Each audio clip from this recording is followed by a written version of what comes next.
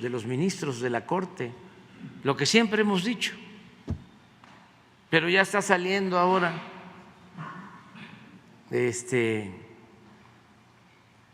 información del Senado. A ver si encuentras por ahí, para que la gente sepa por qué los ministros de la Corte están en contra de nuestras propuestas. ¿Por qué cancelaron el llamado Plan B? ¿Qué era el Plan B? En esencia, bajar los sueldos de los funcionarios del INE que ganan más que el presidente, violando la Constitución. Pero si los ministros no cancelaban el Plan B, pues ¿cómo quedaban ellos, que también ganan más que el presidente? Entonces, era defender sus intereses.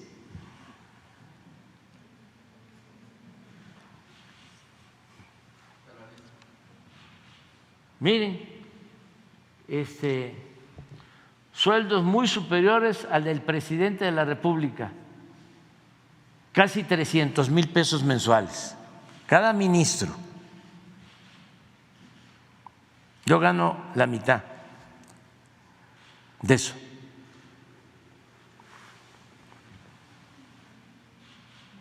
Aguinaldos de 588,000 pesos, 40 días de sueldo.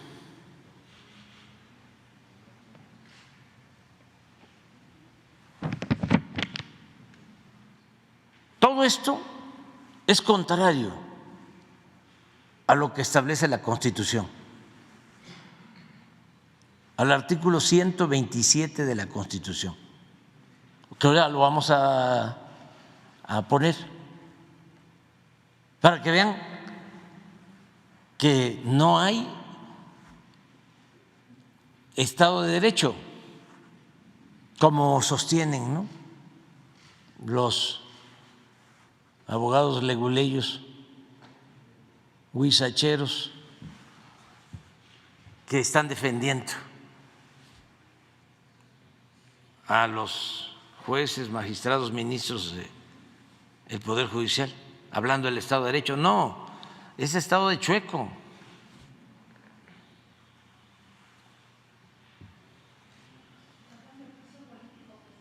Primas vacacionales, 95,000 pesos, 10 días de sueldo. Un fondo para comer en restaurantes de lujo por 723,690 pesos, 24 centavos al año.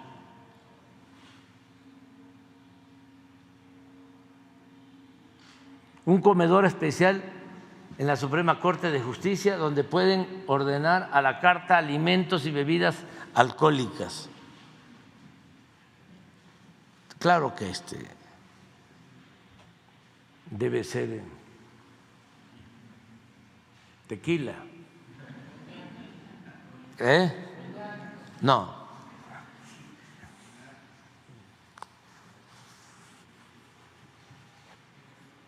Presupuesto de 5,540,930 pesos mensuales para contratar personal. Además del personal de la Corte, pero ellos tienen esa posibilidad para trabajadores domésticos.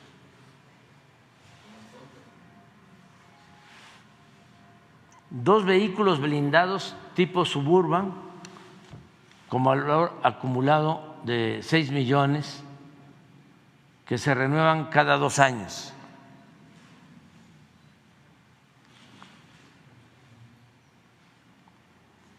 Pago por riesgo de más de 640,000 pesos al año Apoyo para gasolina, 22,000 pesos mensuales. Es que no paran. O sea, no van a todos los distritos, ¿no?, del país.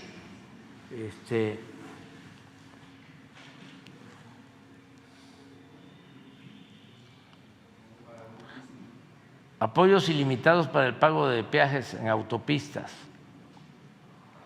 Algunos ministros también cuentan con escoltas al servicio de protección federal.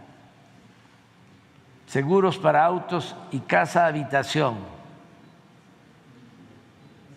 Atención especial para reservaciones en restaurantes, trámites de licencias, visas y cualquier otro trámite. Síguele. ¿Ya son todos? 40. Atención personalizada en el aeropuerto.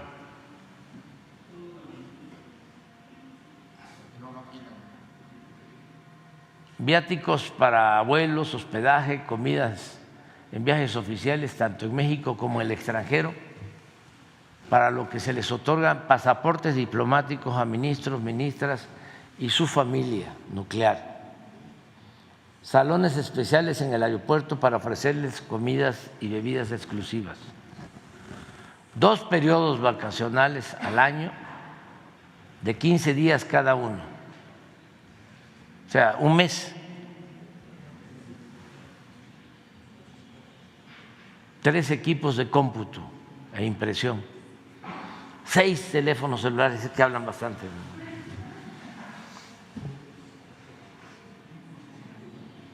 De gama alta para ministros y familiares y personal de apoyo, con plan ilimitado de datos que se renuevan cada año. 3 iPads, con servicio de internet ilimitado, papelería personalizada, computadoras, impresoras e internet en su domicilio pagado por la Suprema Corte de Justicia. Apoyo de soporte técnico por parte del personal en la Suprema Corte.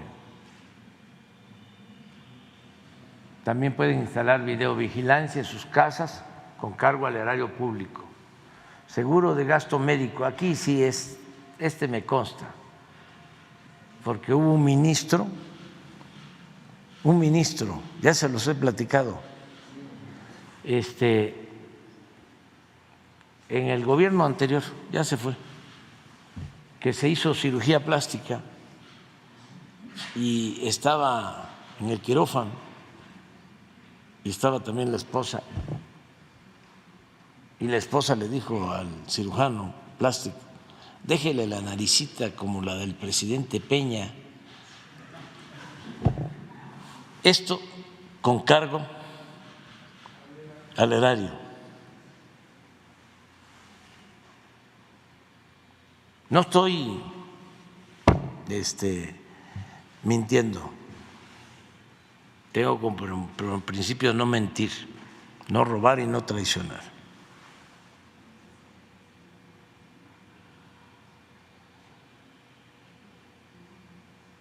¿Qué más? O sea, bueno, ese seguro de gasto médico es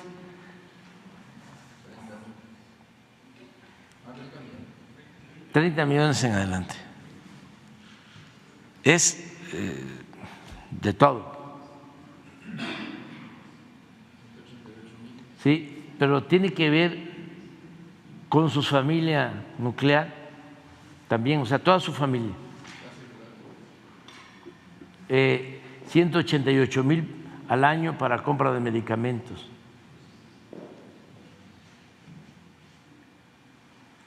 Atención especial por parte del personal de la Suprema Corte y aseguradoras en cualquier trámite de seguros. Seguro de vida institucional, 12 millones. Pago por defunción, 1,189,000. Síguele. Bueno, esto no lo deseo, aunque se los detenga. 30,000 pesos. Apoyo económico para lentes. No, pues, eso sí hace falta.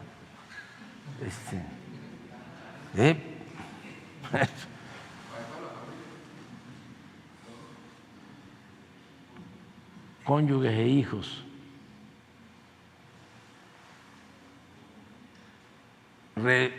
Pensión vitalicia con casi la totalidad del sueldo cuando se retiran.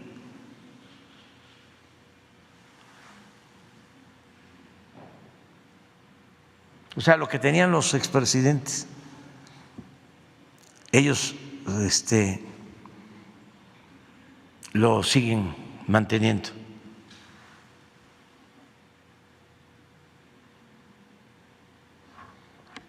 Aparte, una liquidación o un haber de retiro.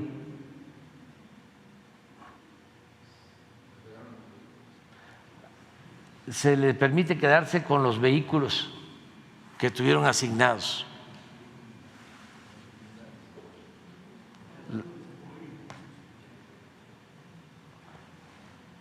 Se les pagan 2 personas de apoyo para estar a su servicio en la jubilación. Seguro de separación individualizada. Esto es bastante, muchísimo. Sí, 20 millones. ¿Cuándo se van?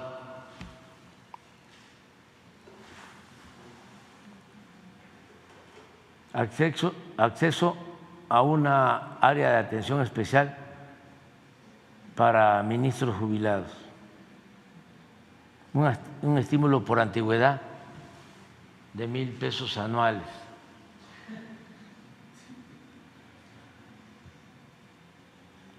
Tienen 14 fideicomisos por 20,149 millones de pesos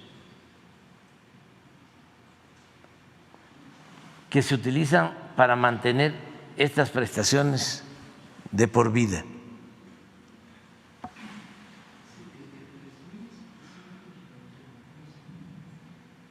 El presupuesto para el 22 son 73,723 millones de pesos.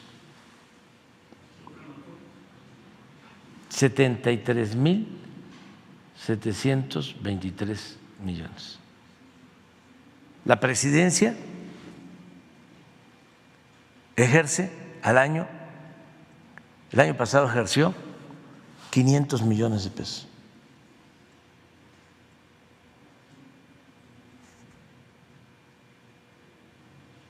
Este es el fondo del asunto.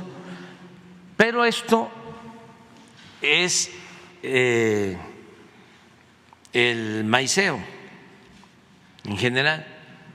Además, pues representan a grupos económicos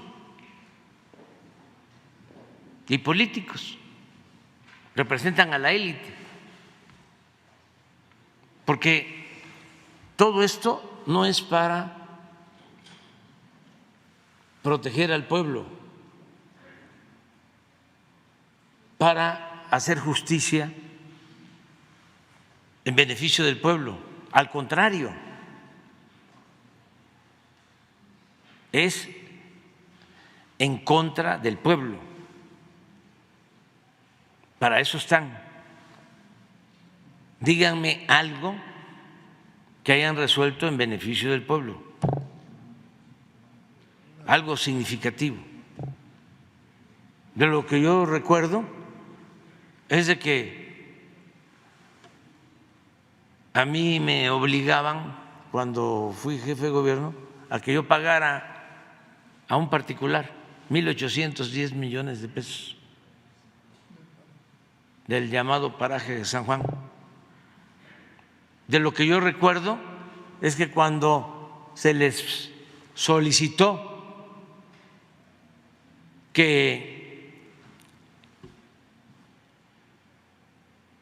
se llevara a cabo una consulta para ver si se privatizaba el petróleo, si el pueblo quería la privatización del petróleo.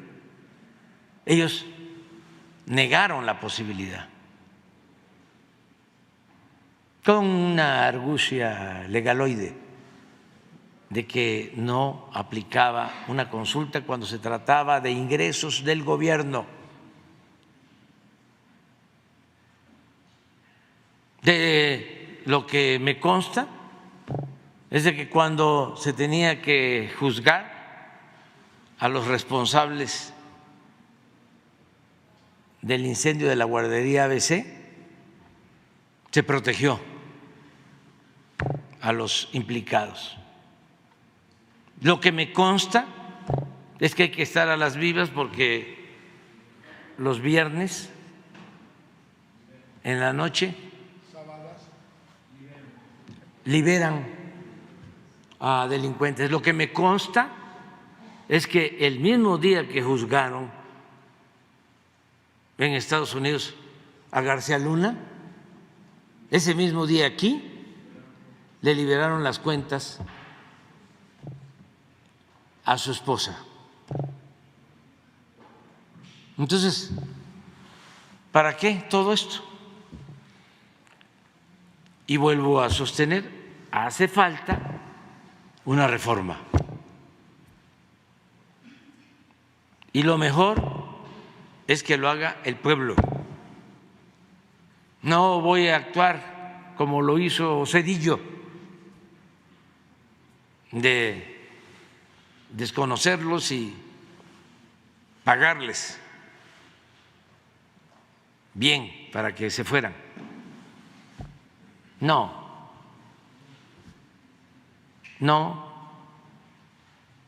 tiene que ser con una reforma constitucional para que jueces, magistrados y ministros los elija el pueblo, como era en la época del presidente Juárez, como se aplicaba en la época de la República restaurada. Pues es que ya está prohibido todo eso, todo está prohibido. Ahora pon el artículo 127. Es que ya no hay servicio médico particular en el Ejecutivo. Los famosos gastos médicos mayores ya no existe. Ya no existe lo de la caja de ahorro. Ya no existen las pensiones. En cambio ellos, los 6 celulares, se ampararon, se protegieron. Por eso rechazaron el llamado Plan B, porque el Plan B era impedir estos excesos en el INE y en el Tribunal Electoral. Pero si se aprobaba la ley, pues entonces tenía que aplicarse a ellos, que, lo cierto, están violando la Constitución.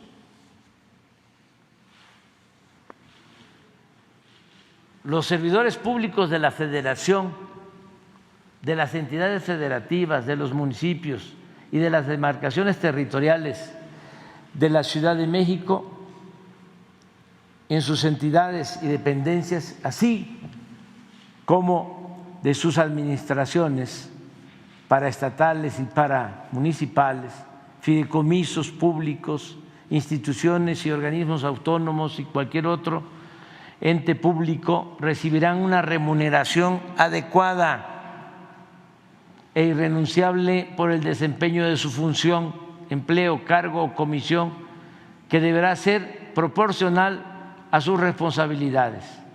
Dicha remuneración será determinada anual y equitativamente en los presupuestos de egresos correspondientes bajo las siguientes bases.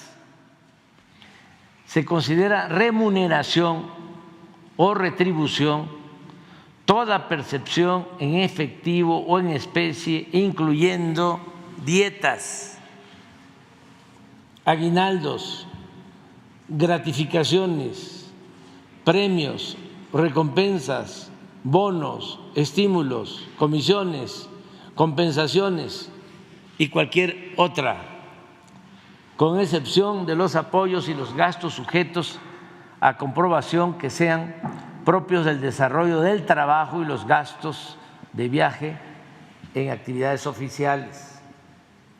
Ningún servidor público podrá tener una remuneración igual o mayor que su superior jerárquico.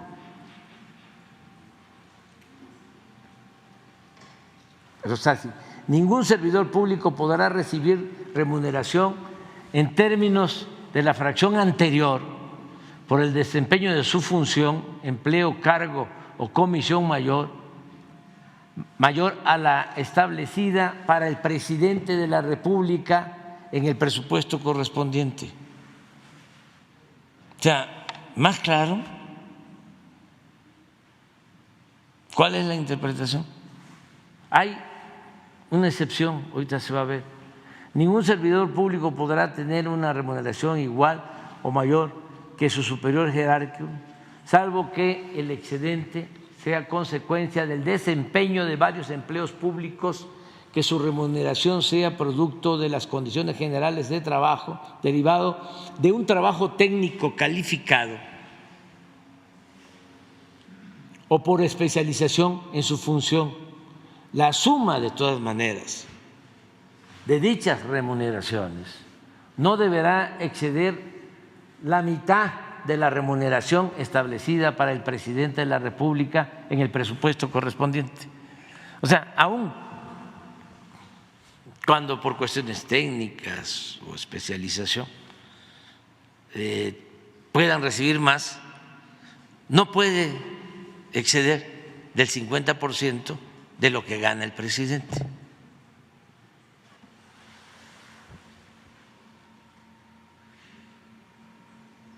Bueno, ya lo demás es otro. Sí, entonces, este es el fondo, pues, del asunto. Como no lo están manejando de esa manera, entonces la Suprema Corte no se toca. El sistema judicial mexicano es 2 veces más oneroso que el de los Estados Unidos y mucho más ineficiente, y es 3 veces más oneroso que el de Alemania y España. Sí, mucho más. Ganan más los ministros de la Corte de México que los ministros de los poderes judiciales en otros países. Hay una tabla de uno de mis libros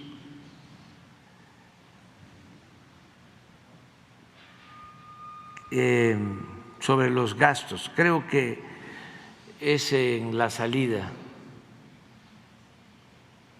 y también lo que tenían de pensión los expresidentes,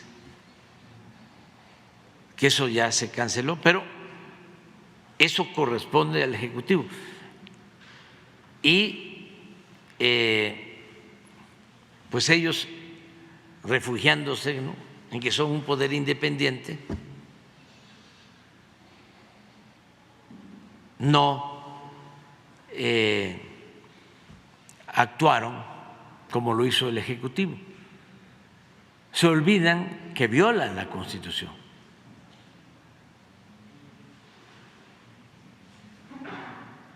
Sería bueno que explicaran por qué no violan la Constitución. A ver, ¿cuál es la excusa? ¿O de qué privilegios gozan en lo especial, en el marco legal, en el marco jurídico. No, que lo informen allá. No, aquí pues ya. Y me Imagínese dice un ministro y Loré de Mola y no. Zafo. Sería con revocación su propuesta. Revocación de los ministros también. Sí, igual. Pero que los elige el pueblo. O sea, es que esto es lo único que se tiene. Claro, los elitistas piensan de que el pueblo no sabe, que se necesita de expertos. Entonces, ¿cuál es el procedimiento actual? El Ejecutivo envía propuestas al Poder Legislativo y ellos deciden, pero es una élite, no hay una elección directa, no los elige el pueblo, al presidente lo elige el pueblo, a los diputados los elige el pueblo, a los de mayoría, a los senadores lo mismo. Y bueno, también a los de minoría porque es en proporción al número de votos que obtienen los partidos. Pero en el caso del Poder Judicial, no. Entonces, sería muy bueno y ya se hizo en otros tiempos. Yo pienso que el periodo de mayor legalidad en la historia de México fue el de la República Restaurada de 1867 a 1876, 10 años.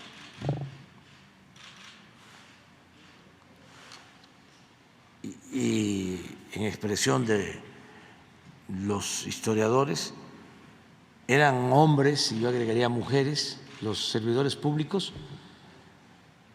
de los tres poderes que parecían gigantes.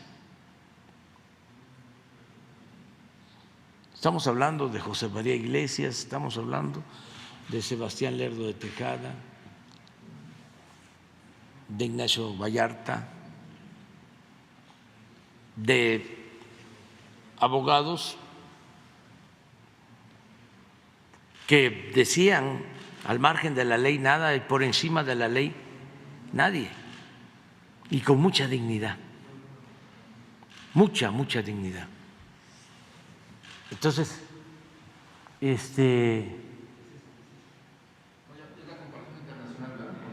sí, miren, por ejemplo, en Estados Unidos, el presidente antes, ¿sí? 7.224.000 pesos, ¿verdad? Sí. En México, 4.300.000 al año, ¿verdad? Sí. Ministros de Justicia en Estados Unidos, 4.708.000. En México, 6.766.000.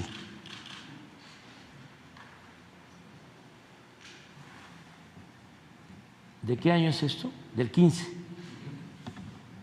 del 16. Un secretario de Estado en Estados Unidos, 4.292.000 pesos. En México, 3.672.000. Un diputado en Estados Unidos, 3.142.000. En México, 1.916.000. Un senador en Estados Unidos, 3.400.000 2.792.092. En México, 2.732.000. Eso era en el 15-16. Ya los legisladores mexicanos ya se bajaron los sueldos. Y se quitaron las prestaciones que se eliminaron en el Ejecutivo. No así el Poder Judicial. Ahora, pon lo de los presidentes, las pensiones. Ahí debe estar.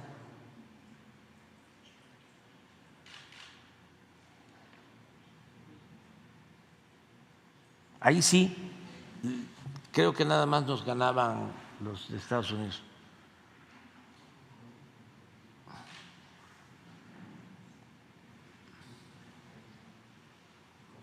Sí, ese es.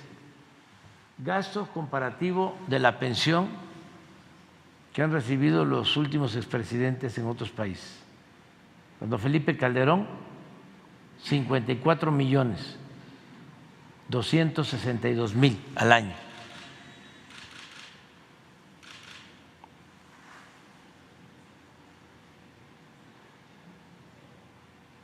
Bush, 22 millones.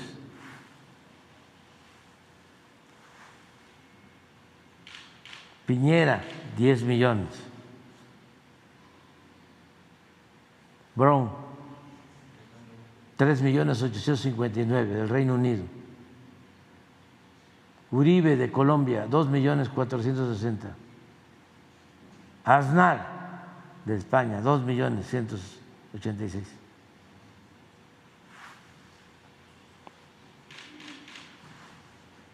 Y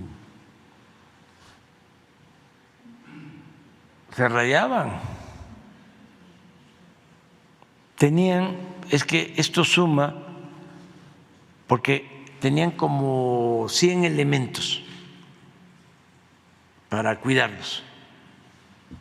Un general, oficiales de alto rango y tropa, más funcionarios, viáticos, todo lo demás. Esto ya no existe. Imagínense que el fideicomiso, a ver, sería buena la propuesta, ¿no? A los legisladores del PAN, el que se dirige a mí, Krill, sí, a ver, Santiago, vamos a hacer algo juntos, vamos a presentar una iniciativa para que desaparezcan los fideicomisos del Poder Judicial y esos 20,000 millones de pesos se entreguen a estudiantes de familias pobres, se les entreguen becas. A ver qué resuelve.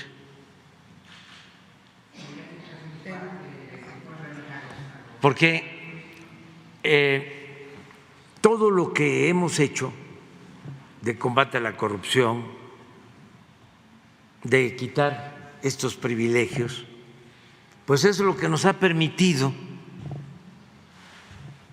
destinar fondos para la pensión a los adultos mayores, para la pensión a personas con discapacidad, sobre todo niñas y niños. Es lo que nos permite entregar las becas a estudiantes de familias pobres, porque no puede haber gobierno rico con pueblo pobre. Además, no solo es un asunto de justicia, es algo que tiene que ver con la moral. Y no hay que olvidar que la política es un imperativo ético. ¿Cómo un impartidor de justicia va a estar ganando 500, 600 mil pesos mensuales? en su conjunto. ¿Cómo? En un país con tanta pobreza. Es como los periodistas, no ustedes. Ustedes se tienen que levantar a las 5 de la mañana. Ni modo que a las 4, ¿sí? Ni modo que Loret se levante a esa hora. Pues. O Está duro. el que gana más de todos es Jorge Ramos. Jorge Ramos. Sí, ese gana muchísimo. El juicio político, presidente, que se está ventilando en el Senado en contra de los ministros. Eso que lo decidan ellos, porque si no se van a sentir mártires. Y lo que son, en realidad, son unos abusivos, ventajosos. Entonces, no, eso. Yo pienso que lo mejor es que en septiembre, que yo espero que el movimiento de transformación tenga mayoría calificada en la Cámara y que se pueda hacer una reforma a la Constitución. Se requiere una mayoría calificada, porque se necesitan hacer otras reformas. Es que lo explicaba la vez pasada el periodista peruano de manera muy inteligente. Él no hablaba solo de las reformas legales, él no hablaba de la práctica política. Decía, si hay una dictadura o hay una oligarquía que domina, una minoría que gobierna en su beneficio durante mucho tiempo, si hay dueños de México, si una minoría se sitúa, se eleva a rango supremo y se convierte en un supremo poder, y eso se proyecta en el tiempo, entre más tarde eso, más cala, más, decía él, y es cierto, nos lavan el cerebro, porque para eso son los medios. Entonces, si tarda mucho, el porfiriato fueron 34 años, costó mucho dar marcha atrás a lo que se estableció como régimen político y como estilo de vida. El clasismo, el racismo, la discriminación se establecen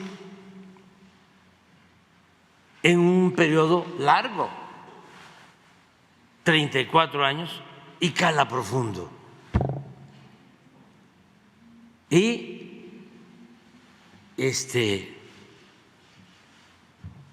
influye en la mentalidad. Se manipula. Entonces, dar marcha atrás a eso lleva trabajo, cuesta mucho. La revolución no pudo en la parte política. Se terminó el porfiriato, pero siguió lo mismo. ¿Dónde se inventó lo del tapado, lo del dedazo, lo de la subordinación de los poderes, lo del acarreo? Todo eso surgió en el porfiriato. Viene la revolución Imagínense lo profundo que fue, que perdieron la vida 1 millón de mexicanos, tanto por la violencia como por las epidemias. Y se avanzó en el terreno social, sin duda, pero en lo político siguieron las mismas prácticas. Pues por eso no fue muy difícil crear un partido único. Y a eso se refería don Daniel Cosío Villegas cuando decía, ya no está don Porfirio, pero surgió doña Porfiria. ¿Y cuánto tiempo tardó? Es un poco lo que sucede, con todo respeto, en España o en Chile. En España no resolvieron lo de Franco y sigue habiendo franquismo sin Franco. Y en Chile lo mismo, sigue habiendo pinochetismo sin Pinochet. Entonces, aquí, ¿saben lo que estamos resolviendo ahora? ¿Sí? Lo del salinismo como política.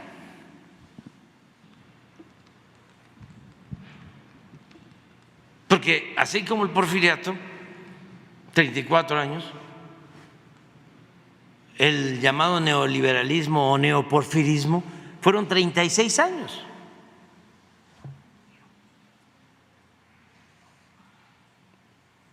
Y se fue Salinas, pero siguió la política salinista. ¿Qué hizo a pesar de sus diferencias Zedillo? A pesar de enemistarse con Salinas. Pues lo mismo.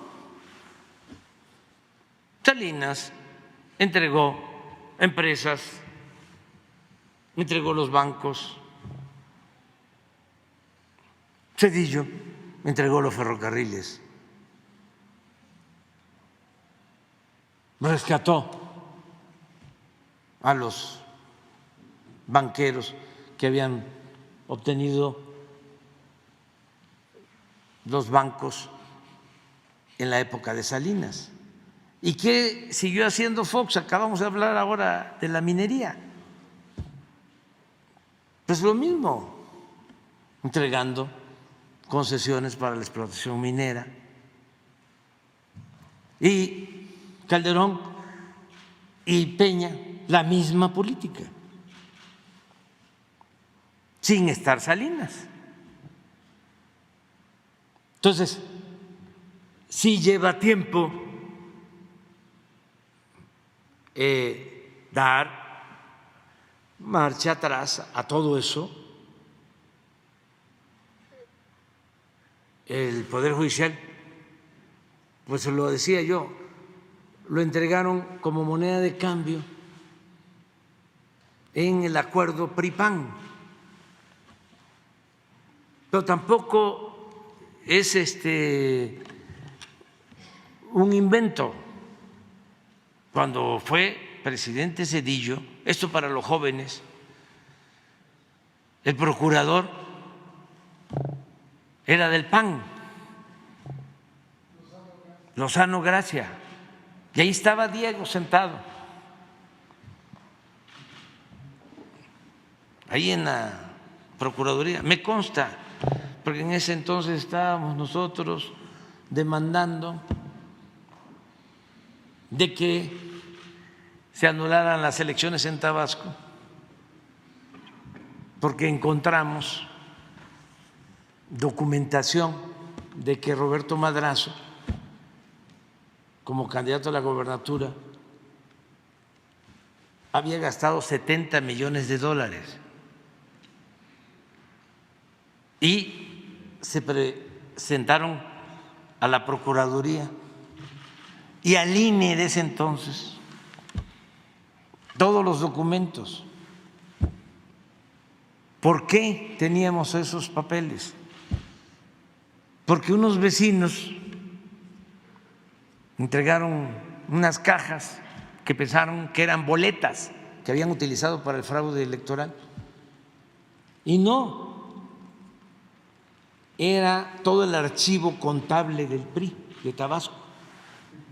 Y como lo manejaba un contador público, entonces todo estaba ordenado, con facturas, pólizas de cheque a nombre de quien iba dirigido el supuesto apoyo. Creo que en ese entonces se permitían 3 millones de pesos como gasto de campaña. Y lo que estaba en ese archivo era el equivalente a 70 millones de dólares. En ese entonces creo que como 300 millones de pesos. De 3 millones a 300. ¿Quién vio eso? Pues Lozano, gracias, con Diego. ¿Ustedes creen que se hizo algo? ¿O en el INE, con todas las pruebas, se rebasó sin problema el tope de campaña? No hubo justicia. Bueno, recientemente, cuando la elección del presidente Peña, lo mismo, presentamos una denuncia porque habían rebasado el tope de campaña. ¿Qué resolvieron los del INE y los del tribunal? Que los que habían rebasado el tope de campaña habíamos sido nosotros. Ahora está en la cárcel el señor Lozoya y ya declaró de que sí recibió dinero para la campaña del presidente Peña. ¿Ya qué se hace? Entonces, basta de simulaciones. Si me preguntan qué hacer, no hay más que el método democrático, que el pueblo elija para que la autoridad,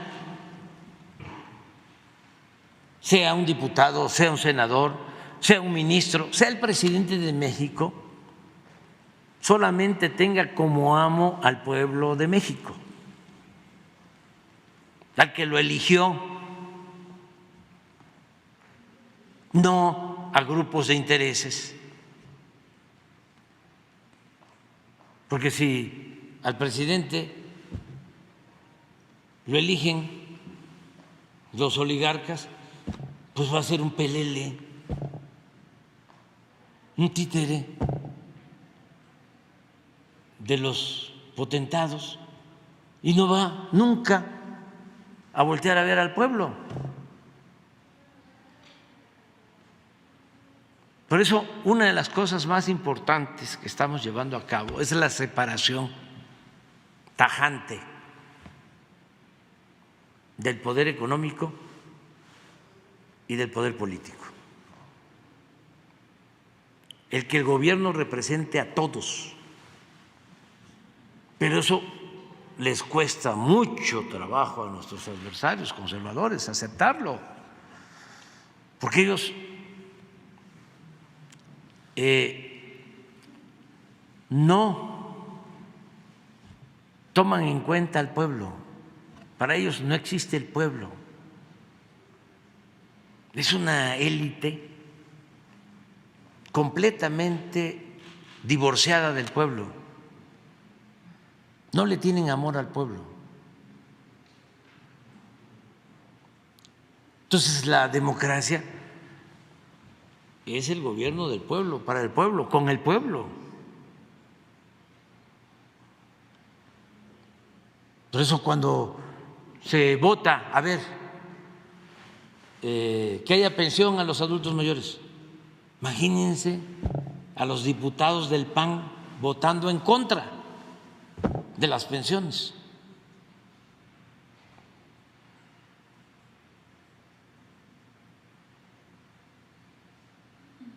Cuando se decidió apoyar a los jóvenes, que solo les llamaban ninis, que ni estudiaban ni trabajaban, y se empezaron a entregar las becas o se les dio trabajo como aprendices a los jóvenes, hubo una campaña de jóvenes fifís en contra de esa política.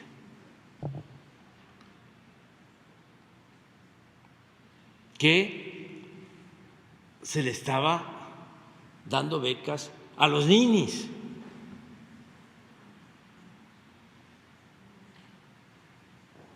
Afortunadamente, pues ya las cosas en México son distintas, ¿no? Y eso nos ayuda mucho. Entonces, ¿qué conclusión? Pues hay que votar.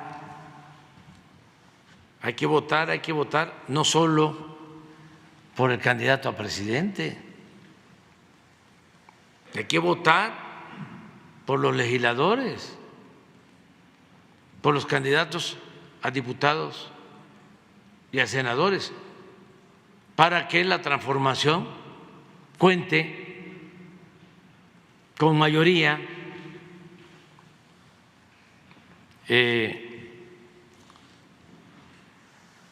calificada.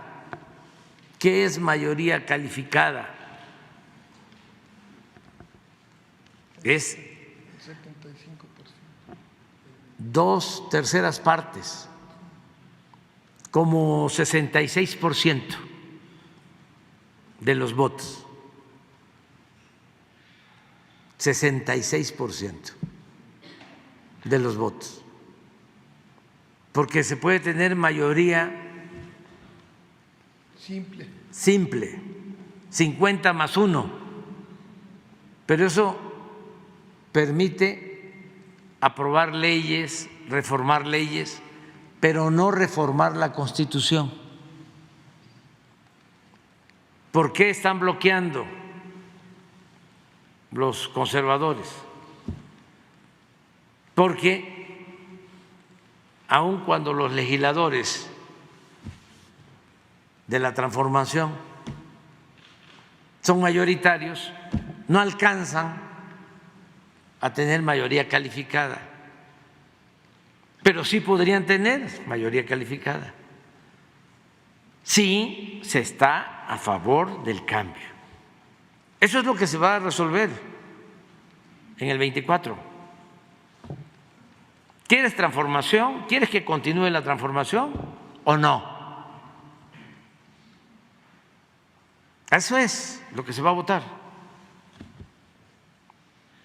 ¿Quieres que regresen los corruptos? Ya sabes por quién vas a votar.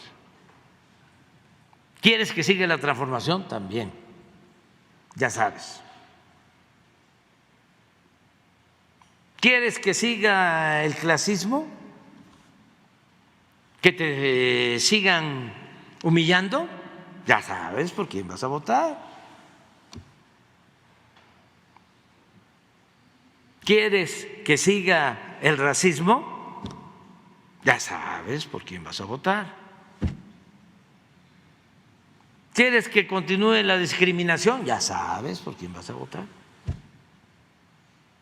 ¿Quieres que se sigan entregando los bienes de la nación a particulares y a extranjeros? Ya sabes por quién tienes que votar.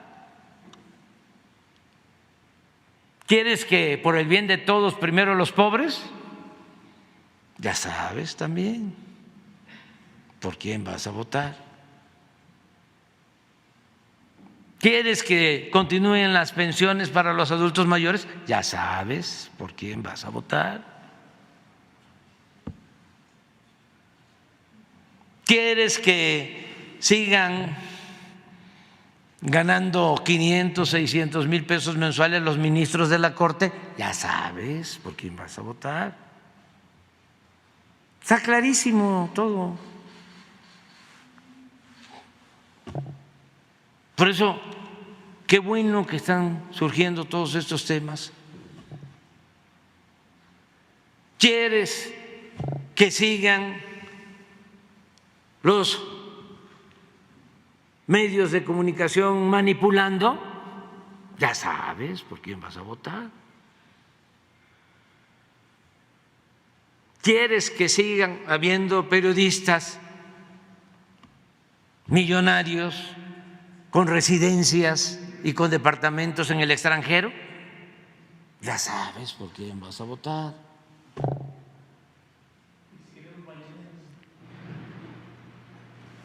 Ese es otro asunto. En una segunda Pero está muy claro, o sea, ¿qué partido? Pues ya cada quien que decida, ¿no? O sea, pero la gente se va a dar cuenta. En una segunda pregunta, señor presidente, hay mucha preocupación entre los especialistas de la salud mental debido a la adicción a la ludopatía, a las